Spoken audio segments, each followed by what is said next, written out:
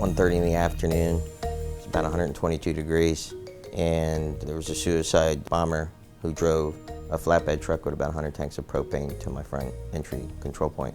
They had a dead man switch and detonated, and I basically took the blast face first.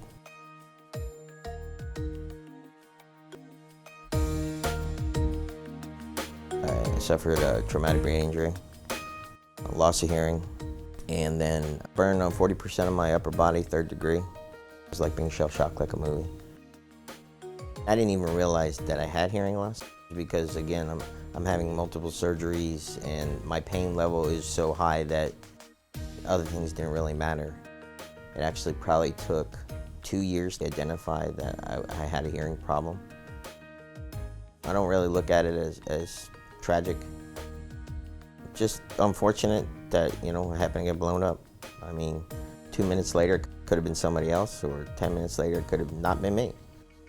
I just look at it as something I have to deal with and, just try and be positive and move on.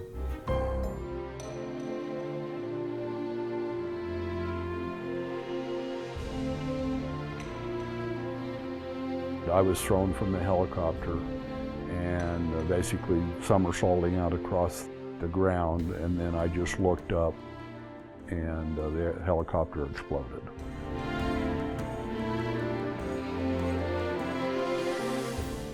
After experiencing the death and destruction of combat, you just can't go back and be the person you were before.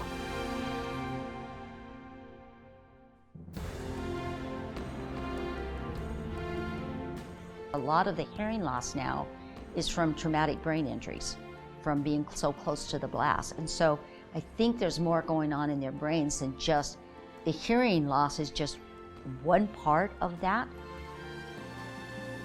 I never viewed hearing loss as serious or critical. Mine is all intertwined with my combat experience. It's one more thing that he lost because of the war.